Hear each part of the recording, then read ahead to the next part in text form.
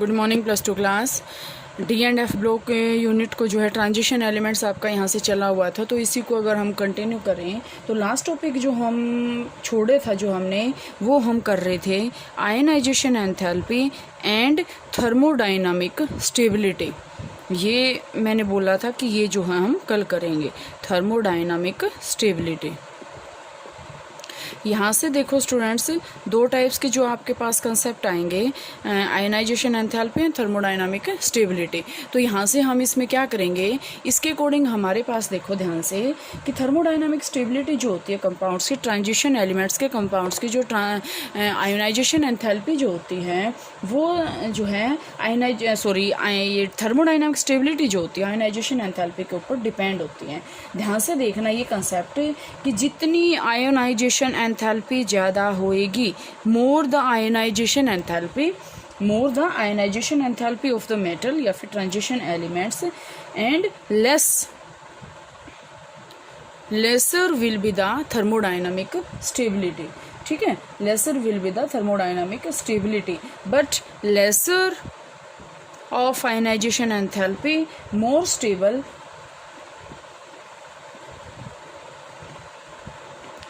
Stable is the compound. ठीक है, ये आपके पास उल्टा है। आयनाइजेशन एंथैल्पी अगर ज़्यादा दे रहे हैं तो वहाँ से जो कंपाउंड बनेंगे वो लेस स्टेबल होंगे, और अगर लेस आयनाइजेशन एंथैल्पी है तो वो क्या होएगा, ज़्यादा स्टेबल कंपाउंड की फॉर्मेशन जो है यहाँ से करेगा। इसके बाद बेटा यहाँ से आपके पास है कि आयनाइजेशन एंथैल्पी आपके पास कंपाउंड्स की एक पर्टिकुलर स्टेट के अंदर ही जो है यहाँ से करेगा, मतलब एक पर्टिकुलर स्टेट के अंदर ही, जैसे सॉलिड है, लिक्विड है या गैस है, वो ये नहीं है कि वो मतलब सेमी सॉलिड सेमी लिक्विड में भी जो है यहाँ से शो कर सकते हैं। तो आयनाइजेशन एंथैल्पी बता दिया मैंने, थर्मोडाइनामिक स्टेबिलिटी बता दिया। इसके बाद जो आपका जो नेक्स्ट कॉन्सेप्ट आता है, बहुत अच्छा कॉन्सेप्ट है वो भी, तो वो कॉन्सेप्ट आपके पास आता है स्टूडेंट्स, वो क्या है आपके पास नेक्स्ट इसमें आएगा आपके पास इलेक्ट्रोड पोटेंशियल।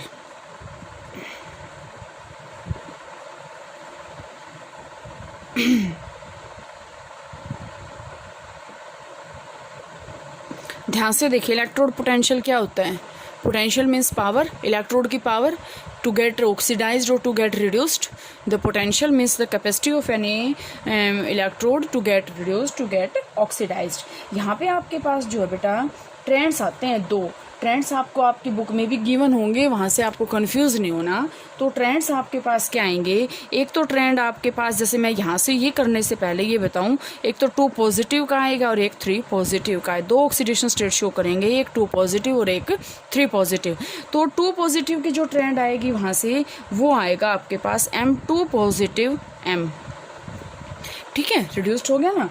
और दूसरा आपके पास आएगा M3 से M2 पॉजिटिव।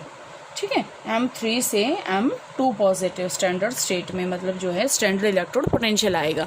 तो सबसे पहले हम ये ट्रेंड करते हैं, ये ट्रेंड करेंगे तो यहाँ से बेटा स्टूडेंट्स आपके पास क्या आएगा, ध्यान से देखना, +2 और +3 जो है यहाँ से ऑक्सीडेशन स्टेट ये शो कर रहे हैं।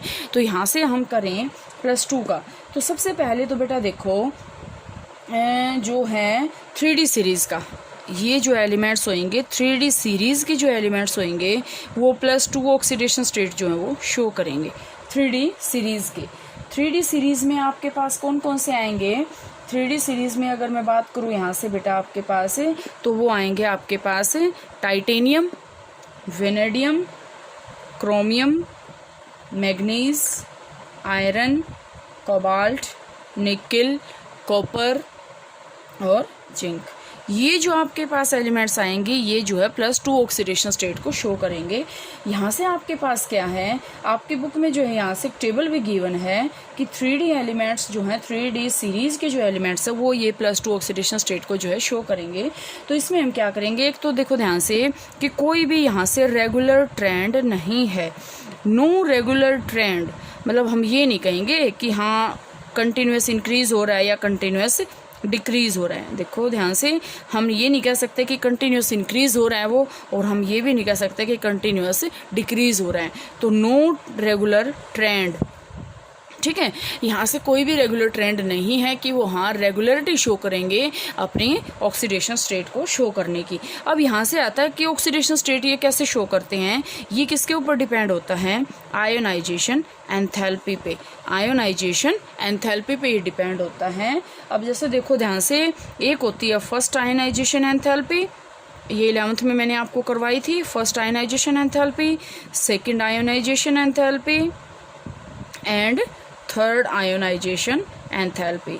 अब ध्यान से देखना, अब अगर ये +2 ही ऑक्सीडेशन स्टेट शो कर रहे हैं तो इसकी फर्स्ट आयोनाइजेशन एंथैल्पी होगी और सेकंड आयोनाइजेशन एंथैल्पी होगी। थर्ड आयोनाइजेशन एंथैल्पी कैसे होगी, क्योंकि ये तो शो ही नहीं कर रहे ना, तीसरा तो इलेक्ट्रॉन लॉस ही नहीं कर रही है, तो यहाँ से थर्ड आयोनाइजेशन एंथैल्पी नहीं होगी। तो यहाँ से जो +2 ऑक्सीडेशन स्टेट शो करेंगे वो फर्स्ट और सेकंड आयोनाइजेशन एंथैल्पी के कारण ही यहाँ से रेगुलर ट्रेंड जो है यहाँ से जो है रेगुलर नहीं रहता। इसके बाद अगर हम बात करें तो इसमें आपके पास क्या आएगा, जर्नल ट्रेंड। अगर हम इसमें बात करें तो जर्नल ट्रेंड इसमें क्या आएगा, the journal trend towards the less negative E0 value, less negative E0 value का क्या रीज़न है, ये किसके रीज़न के कारण है, क्या है इसका रीज़न, कि जो फर्स्ट और सेकंड आयोनाइजेशन एंथैल्पी है ना उसका सम क्या है, उसके सम के कारण है। ठीक है, sum of the first and second ionisation enthalpy के कारण जो नेगेटिव वैल्यू है वो कम है। ठीक है, अब रिडक्शन पोटेंशियल ध्यान से देखें, अगर हम ये यहाँ से क्वेश्चन आपके पास आता है कि रिडक्शन पोटेंशियल E0 वैल्यू, हम बात करते हैं मैग्नीज की और जिंक की। मैग्नीज और जिंक की हमने बात कर ली, इसकी जो है यहाँ से मोर नेगेटिव आएगी। अब ये क्वेश्चन आपके पास आ सकता है कि why E0 value for manganese and zinc are more negative, तो यहाँ से क्यों है बेटा, क्योंकि देखो आपको पता है, मैंने आपको बता रखा है हाफ फिल्ड ऑर्बिटल और फुल्ली फिल्ड ऑर्बिटल क्या होंगे, स्टेबल होंगे। तो कोई भी एलिमेंट है अपने आप को स्टेबल लेके आने की कुछ सोचेगा, क्योंकि स्टेबिलिटी में ही वो ये मानेगा भाई मैं स्टेबल रहना चाहूँ।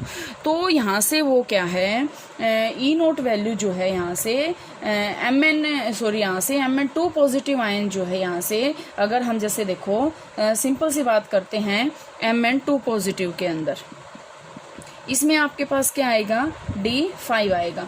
और Zn2 पॉजिटिव की बात करते हैं, क्योंकि अभी इसने क्या बताया है, ये E0 वैल्यू क्या है, मोर नेगेटिव है।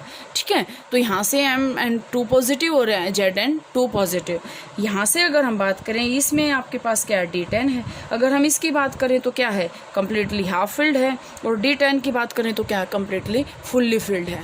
ठीक है, क्यों, क्योंकि मैग्नीज और zinc by losing 2 electron they can form completely half filled orbital and fully filled orbital, so they can exist in stable form। ठीक है, इसके बाद बेटा अगर हम बात करें M3 पॉजिटिव की, जो ट्रेंड आपके पास है +3 ऑक्सीडेशन स्टेट शो करने का, ट्रांजिशन एलिमेंट्स जो हैं +3 ऑक्सीडेशन स्टेट कब शो करते हैं, transition elements +3 oxidation state by losing 3 electrons. Simple सी बात है, बाय लॉसिंग 3 इलेक्ट्रॉन्स, 3 इलेक्ट्रॉन्स को लॉस करने के बाद जो यहाँ से है ये अपने आप को जो है स्टेबल फॉर्म में लेके आ सकते हैं। ठीक है, यहाँ से अगर हम बात करें कॉपर और जिंक को छोड़कर, ध्यान से देखना, कॉपर और जिंक को छोड़कर, except copper and zinc, all other elements show +3 oxidation state. ये कॉपर और जिंक कभी भी +3 ऑक्सीडेशन स्टेट शो नहीं करते, बाकी जैसे टाइटेनियम, वेनेडियम, स्कैंडियम ये जो है +3 ऑक्सीडेशन स्टेट जो है शो कर सकते हैं। ठीक है, अब यहाँ से अगर हम बात करें स्कैंडियम की ही बात कर लेते हैं हम। E0 value standard electrode potential हमने ले लिया स्कैंडियम का, स्कैंडियम 3 से कहाँ जाएगा, स्कैंडियम 2 पॉजिटिव, क्योंकि +3 से +2 में आ रहा है। यहाँ से ये कह रहे हैं कि इज़ वेरी लो, यहाँ पे ये बहुत ही कम होता है। क्यों होता है, ध्यान से देखो, स्कैंडियम 3 पॉजिटिव जब आएगा, स्कैंडियम जो है 3 इलेक्ट्रॉन को लॉस करने के बाद ये जो है नोबल गैस कॉन्फ़िगरेशन को अटेन कर लेता है। और आपको भी पता है नोबल गैस कॉन्फ़िगरेशन क्या होती है, बहुत ही स्टेबल होती हैं, इनर्ट होती हैं। कोई भी एलिमेंट है स्टेबल फॉर्म में आना पसंद करेगा। ठीक है, यहाँ से ये क्लियर है। इसके बाद अगर हम बात करें तो एक बात और आपको यहाँ से बेटा क्लियर करनी है कि जैसे देखो ये आपके पास क्वेश्चन बहुत अच्छा है, ये भी आपके पास आता है कि अगर हम बात करते हैं मैग्नीज 3 पॉजिटिव और Mn 2 पॉजिटिव की, तो आपसे क्वेश्चन इस टाइप में पूछा जाएगा कि कौन सा ज़्यादा स्टेबल है। तो Mn 2 पॉजिटिव जो है यहाँ से स्टेबल है। मैंने अभी भी बताया था कि इसकी कॉन्फ़िगरेशन क्या आ रही है, कम्प्लीटली हाफ फिल्ड की आ रही है, ठीक है, D5 आ रही है। इसके बाद जिंक की अगर हम बात करें तो Zn2 पॉजिटिव ही यहाँ पे स्टेबल है। मैग्नीज और जिंक तो स्टार्टिंग में ही बताया था, ठीक है। तो Zn3 positive is not possible, क्योंकि कोई भी है यहाँ से ये स्टेबल फॉर्म में है, तो ये Zn3 पॉजिटिव में क्यों जाएगा, ठीक है। तो ये अपने आप को स्टेबल फॉर्म में लेके आने की सोचेगा।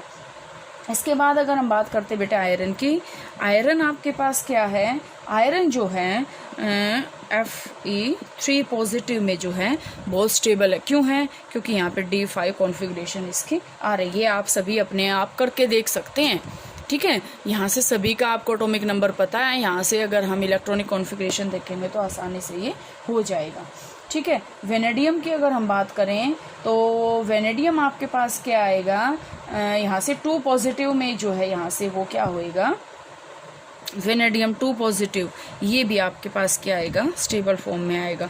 तो स्टूडेंट्स आपने ये देखा कि 2+ और 3+ में हम अगर देखते हैं तो 2+ में ज़्यादा स्टेबल कॉम्प्लेक्सिव फॉर्मेशन जो है हो रही है, ठीक है। तो यहाँ से ये आपके पास क्लियर है बेटा। इसके बाद जैसे आपके पास ऑक्सीडेशन स्टेट आएगी वो भी करेंगे, लेकिन वो कल करेंगे, आज नहीं कर रहे, क्योंकि इसमें जो टॉपिक्स हैं ना वो थोड़े से बड़े बड़े हैं। आज सिर्फ इलेक्ट्रोड पोटेंशियल ही हुआ है और ये आप सभी के सभी इसको अपनी नोटबुक के अंदर करके देखेंगे।